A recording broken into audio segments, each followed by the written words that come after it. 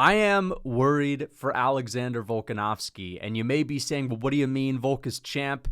Everything is great as far as Volk fans are concerned, but I'm starting to fear that we're headed towards the worst case scenario for Alexander Volkanovski. And when I say worst case scenario, I mean the difference between Volkanovski winning and getting brutally knocked out in his next fight heavily depends on this. We also have Rufus saying it's a title shot or bust. Rufus is out here. He's been talking about if the UFC doesn't want to give him a title shot, then that's it for him. And we're going to talk about that as well. And last but not least, we have to give the UFC some credit. I am going to give the UFC some credit, even though I spent some time in my video yesterday crashing out about the manner in which Dana White announced Tom Aspinall's first undisputed title fight.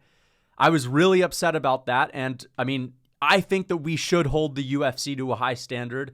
And I don't think Dana White should be begrudgingly announcing Tom Aspinall when all the fans have been dying to have the UFC finally treat him the way that he's supposed to be treated as a once-in-a-generation kind of athlete. And Dana White went out there with the most monotoned, as I said, almost petty way of announcing it. And it felt like he was trying to, half-ass it on purpose. And that's disgraceful. That's disrespectful to Tom Aspinall. He deserves better. They've been shunning him. They've not been promoting him at all. It's fucking unacceptable. And I needed to complain about that. And we should be complaining about that. But you can also give them credit for this card. And that's what we need to do. And that's what I'm going to do. The fall has potential to be the best fall in UFC history. I mean, UFC 320, it's not completed, but these 3 fights that they have at the top of that card, they're unbelievable. Joe Pyfer's also on the card. UFC 321, we don't know a lot of the other fights that are going to be on it, but that's in Abu Dhabi, the Aspinall versus Gane card, and I just know for a fact that, they're going to stack it because it's in Abu Dhabi. They're always stacking the cards for the Middle East. And then JDM versus Islam Makhachev is going to be in November. Volk could be fighting on that card as well. So we could have the 3 best pay-per-views back to back to back. And, I'm really happy about that. I've done a lot of complaining about how the UFC pay-per-view quality has been declining, but that is not the case with this. They're doing a great job.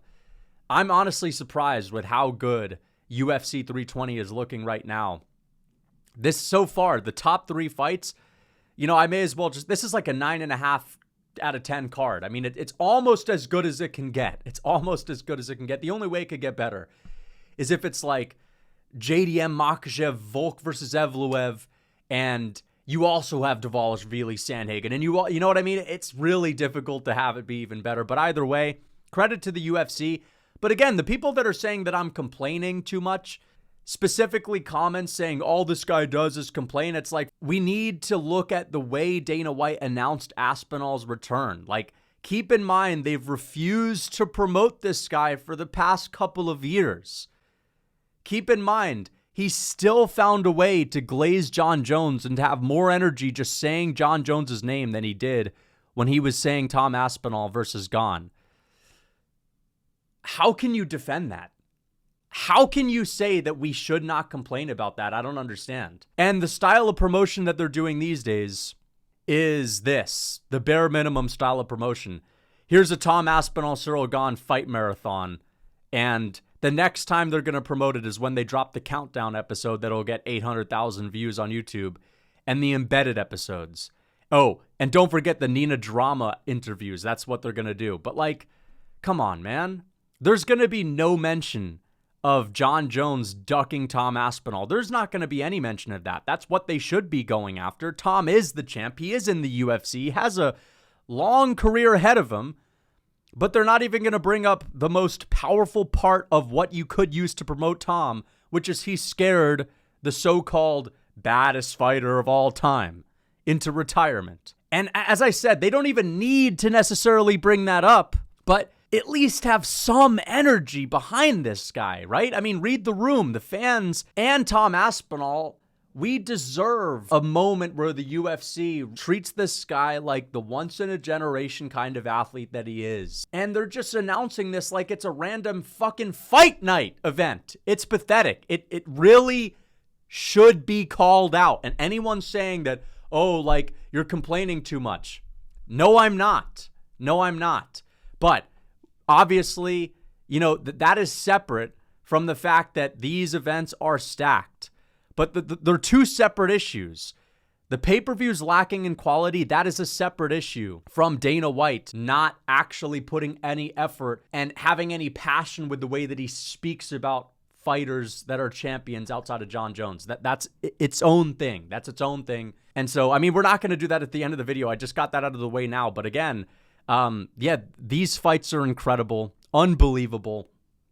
But everyone is going to say that these fights are unbelievable. So that almost goes without saying, but because I always complain about the cards, I think that I should come out here and I should say, you know, these are incredible. These are amazing. So good job to the UFC. Unbelievable stuff. But again, should we just accept everything that the UFC dishes out, like all of their low effort, bare minimum style of promotion? It's not only that they're lacking in awareness. It's not that. I honestly think it's pettiness with the way that they're announcing this Tom Aspinall thing. Like, Dana White is making it a point to not give the fans what they want, which is accepting that they fucked up. They have no humility when it comes to this. Instead of accepting that, you know what, we did fuck up, the fans were right. We did prioritize Jon Jones, someone that was, you know, making it impossible for us to book, over this guy in Tom Aspinall, who's a once-in-a-generation kind of athlete, who has this unbelievably entertaining fight style, who's willing to fight 4 times a year, and we're doing nothing to promote this guy. Everyone hates it. Everyone wants us to give this guy some shine, and we're wrong to not do that. And so actually we're going to change it up, and we're going to come out, and we're going to, you know, announce this fight with a bang. You know, MMA Guru, he suggested that what they should have done is they should have announced Jon Jones's retirement at a press conference and immediately brought out Tom Aspinall and Cyril Gane to do a face-off. The fans would have went crazy for that. That's the kind of thing that they should be doing. You know, I even suggested just do a little bit of a 30-second cinematic teaser trailer for this fight and do Tom Aspinall walking out of the shadows and, you know, say Jones is done or something. I mean, just do something that shows that you care. But again, I say that they're announcing this in a petty way. They know that we want them to give Tom Aspinall some shine. They know that we want them to, you know, make up for the lack of promotion by being excited about Tom now. They know that. They're aware of that. And you know what they're doing? They're saying fuck you to the fans, and Dana White is making it a fucking point to announce this in a monotoned, energy-less way. But let's get into Alexander Volkanovski. Let's talk about why I'm worried for Volk. All right. Volk's future is in peril. A lot of fights were just announced yesterday, and we're assuming that he's going to fight in November.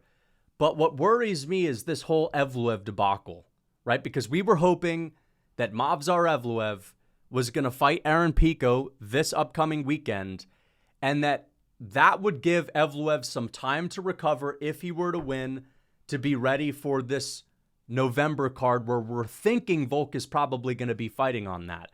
But now that Evloev pulled out of this fight, and, you know, there's a possibility that he's going to get rebooked for 319, which is in August. And again, we're pushing him closer and closer to November. What does that mean? That means that there's potential that Evloev and Pico goes the distance. Evloev picks up a couple of injuries in a fight with Aaron Pico just by virtue of having a 15-minute fight. And Gene Silva and Diego Lopez are going to compete a couple of weeks later. And guess what? If Gene Silva knocks out Diego Lopez and makes easy work of him, and Evloev is recovering from his little injuries that he's picked up with these training camps and getting into a 15-minute scrap, and Gene Silva's got no injuries and he's ready to go, and he just beat the guy that just competed for the title, I worry that they're going to set up Volk versus Gene Silva in November, okay?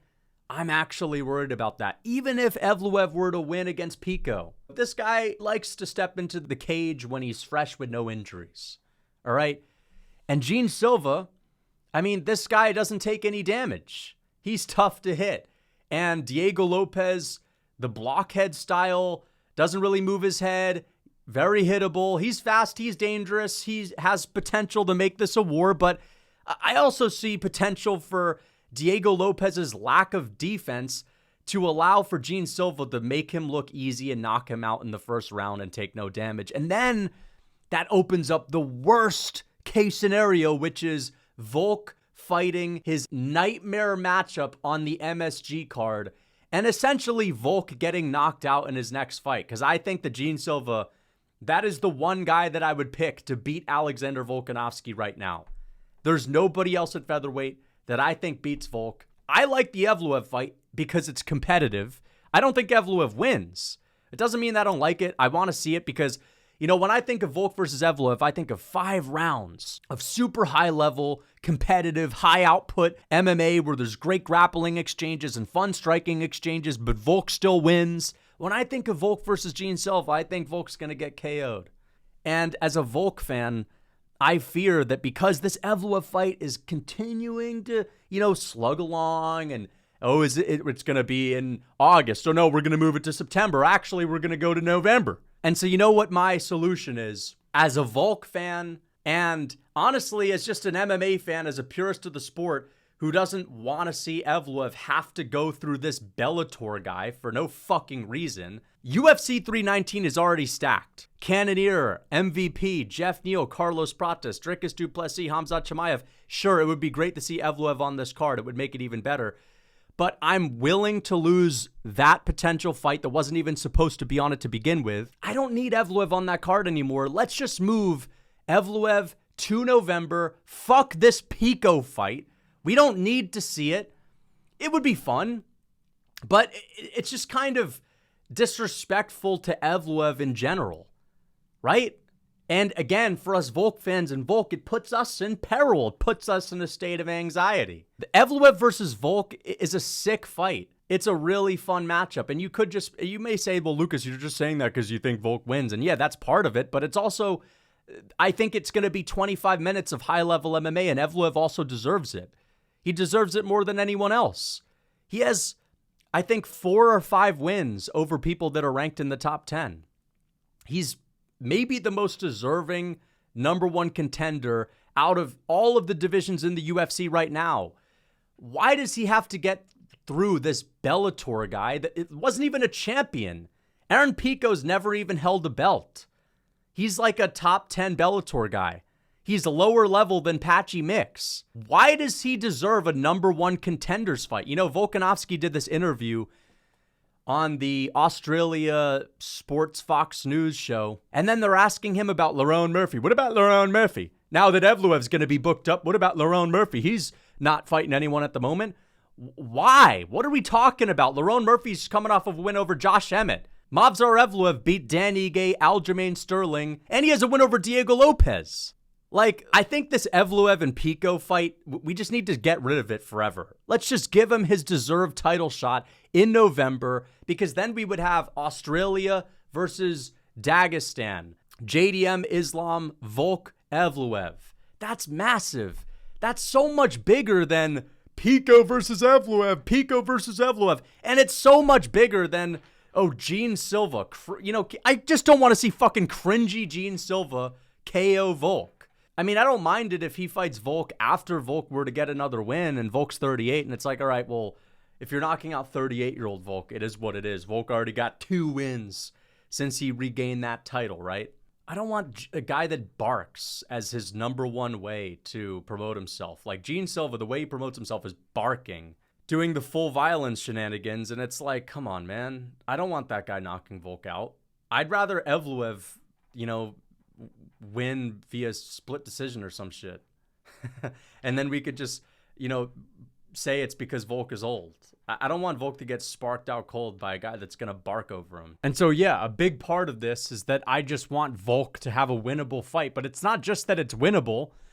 If you're a casual, you may say, well, Evloev's boring, and therefore Volk and Evloev's more boring than Volk and Gene Silva, but that's a casual statement because Volk and Gene Silva has potential to be an anticlimactic first 2-minute KO.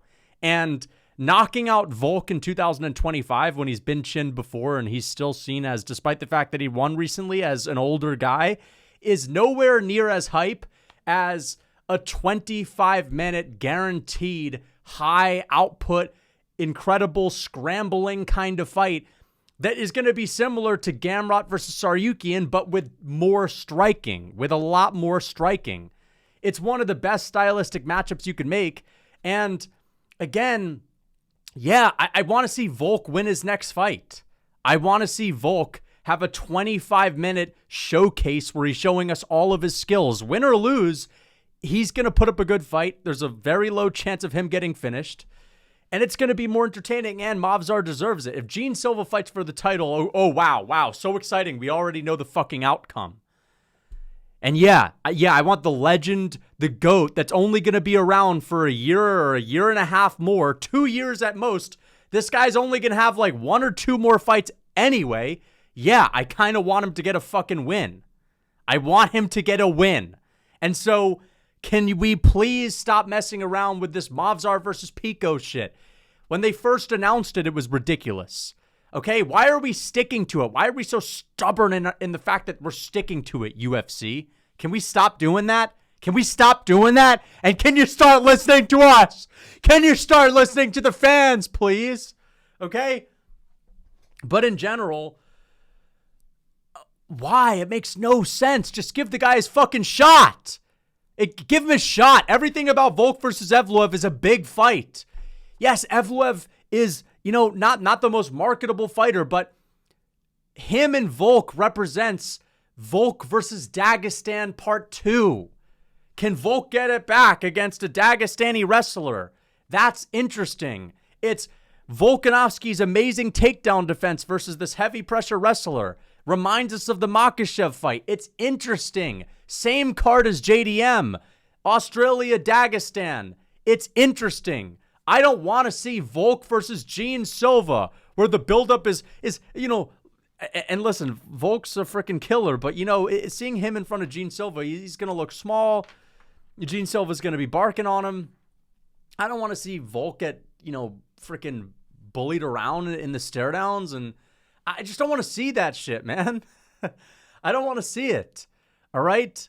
Fuck that. Let's have 2 decision guys that we, again, if you don't know MMA, you might think, well, people say Evloev's boring, therefore it's going to be boring. Like, if you actually know their styles, it's going to be an insanely high-level, high-action fight. It's going to be an amazing fight.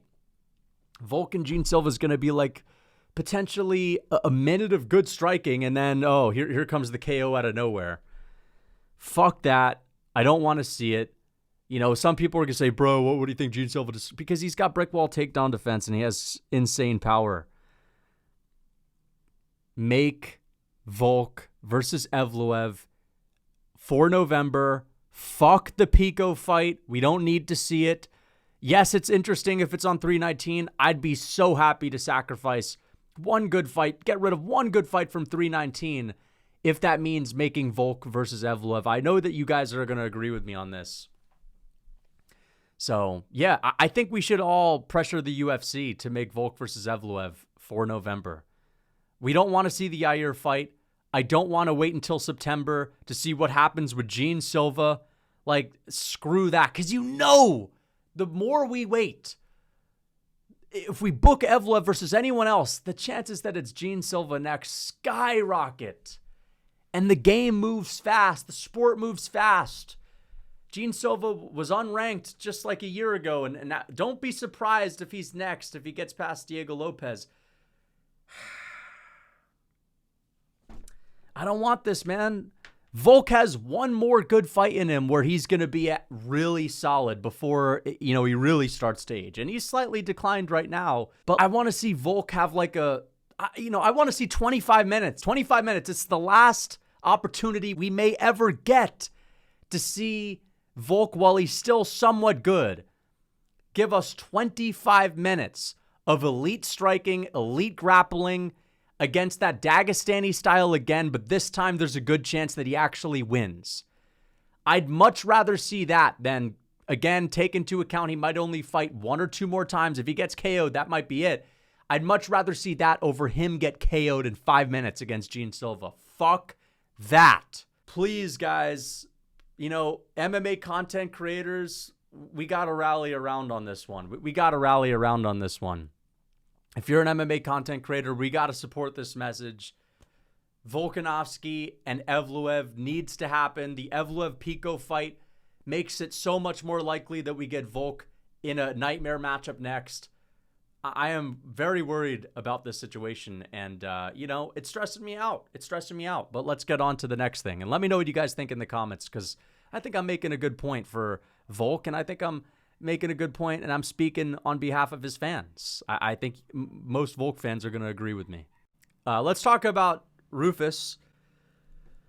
What's going on? Title shot or bust? What's going on? What's going on with Rufus, man? Now, listen, I think the people are being a little harsh on Justin Gaethje. It is very delusional because I think that, he's thinking that by sticking up for a Justin Gaethje title shot, the UFC is likely to give it to him. But if you were to just watch one of Dana White's press conferences a couple of weeks ago, and you saw Dana White react to Justin Gaethje saying he's not going to take anyone else on unless it's for a belt, then you would know that Dana White is not messing with that mentality and will probably not reward it. Dana White did not at all like that Justin Gaethje was not willing to take anyone else on. And I don't think Justin Gaethje's really helping his case. But I do understand where Justin Gaethje's coming from. I understand where Rufus is coming from. Rufus is saying he's put it all on the line. He's given us wars, and he's at this point in his career where he can afford to be a little bit selfish and a little bit delusional because he doesn't need to get back in the cage. And if the UFC values Justin Gaethje, then they're going to have to give him what he wants. And I understand Justin Gaethje thinks he's got some leverage. He thinks he's got that wild man leverage. You can't put your finger on it, but we call him Rufus for a reason kind of leverage. I'm talking there's only one guy that does the Rufus roll kind of leverage. There's only one guy where you've got your Justin Gaethje kind of just bleed fans kind of leverage. And if you don't have Gaethje fight again, those fans are going to pout. And Justin Gaethje, he's sort of the last thing. He's representing that old school Chris Lieben war style. He's got that kind of leverage, right? He thinks he's got that leverage from being one of the only guys to go in that cage, duck his head down and grunt for the fences. And don't get me wrong, I think that there's something valuable about a guy like Justin Gaethje who goes out there and putting it all on the line and grunting for the fences. And it would be a shame if we don't ever get to see that again. Now, to be fair, I've always said that style makes the lightweight division look bad. The Justin Gaethje, by the way, this is a little side tangent, but I just couldn't imagine being a Justin Gaethje fanboy. Listen. I am a Justin Gaethje fan, okay? But what I guess I'm saying is I can't imagine Rufus being my favorite fighter at lightweight. I feel like it takes a special kind of person where Rufus is your favorite fighter, right? You've got people with slick striking. You've got people with, just decent hand speed that look kind of cool throwing their combos. I don't know, man. I don't really watch Justin Gaethje highlights and think, whoa. The skill on display is unbelievable, man. I don't know. He doesn't have an inspiring style to me. I watched Dustin Poirier land that jab and that lead right hook on Conor McGregor and point at him, and I'm like, that's slick. That's slick boxing right there. That's pretty inspiring martial arts. But I know there's a lot of people where Justin Gaethje's their guy. And I don't know. I mean, can you not comprehend slick striking? Anyway, man. But then you got people out here where Justin Gaethje is their favorite fighter. And I get it, he's entertaining, but I feel like, favorite fighter, there's a lot of really entertaining fighters that are slicker than Justin Gaethje. Even Yuri Prohaska. So I don't know, man. That's just a side tangent. But either way, are we ready for Justin Gaethje to retire? I mean, this is what he says. Best case scenario, best chapter of my book. If it happens, I will believe this is a simulation. But I beat Topuria this year. defended against Max Holloway on the White House lawn. Can you imagine Justin Gaethje grunting up a storm at the White House lawn? You know, I think people would get very uncomfortable at the White House. Then retire with the BMF and the championship belts. That's right. 39-year-old Justin Gaethje is going to be doing a photo op with the BMF title, which, to be fair, he already won back in the day, and the undisputed title. This is what he's thinking. He's going to go out there. He's going to go out there with his patented Justin Gaethje style. He's going to beat Ilia Topuria, and then he's going to take out Max Holloway, who just schooled him on the White House lawn. Honestly, I say, why not? Why stop there? I mean, you could honestly just go to Peaches in Creamville next and beat Tom Aspinall for the heavyweight belt, and honestly just run for president. I mean, I'd vote for Rufus. I'd vote for him. I mean, I feel like we need some walls broken down at the mines. We need Justin Gaethje to break down some walls at the mines. So I would vote for him. I honestly think that that's the most important political issue of our time, is the copper wall in the Utah salt mines. And you need a guy like Justin Gaethje to frickin' run at him head first. No, I'm joking around. But, like, listen, man. Listen, I think people are being too harsh on Justin Gaethje, okay? I get where he's coming from. He's had plenty of these BMF style of fights where it's him versus Chandler or him versus Poirier or him versus Max, where everyone is expecting him to go out there and put on a war, right? And he's made a lot of money. He's made a ton of money. He's been in so many big events. He's won a lot of these big fights. And he's in a position where he doesn't necessarily need another huge payday. He's more motivated by just getting that undisputed title, ticking off that final box that he has yet to check. And he's saying that it's not necessarily worth it for him to go out there for another $1 million payday, although that is a ton of money, but he thinks that he's done well for himself. It's just now about legacy and legacy alone, because he knows he would make a ton of money if he were to fight Paddy Pimblett, but he's just focused on fighting for the belt. If he's going to put his brain on the line, if Justin Gaethje's going to be willing to take more damage, it's going to be for the undisputed title. It's going to be so that he can go down in history as a champion, and no one could ever take that away. And I understand it. Again, I watched this interview with Justin Gaethje, and he's aware of how it comes across. He said immediately after it's a title shot of retirement, he said, I'm not interested in Paddy Pimblett, but then he said, I understand this could sound petty. So I think we need to be fair to Justin Gaethje. But obviously, I don't think this method is going to work for him. And I don't think it's going to work because, as we've seen, Dana White react to it, and Dana White is not liking this. Dana White doesn't reward this kind of attitude. And I think that this could be the end of Justin Gaethje. So if he does decide to hang up the gloves, although I do find it hard to believe that Justin Gaethje is going to hang up the gloves without fighting again, because even if he doesn't get the title shot, I still think we could see him back in the octagon. He could change his mind. But if this is the end of Justin Gaethje, then I wish him all the best. And I hope that Justin Gaethje just, does a great job at whatever he likes doing.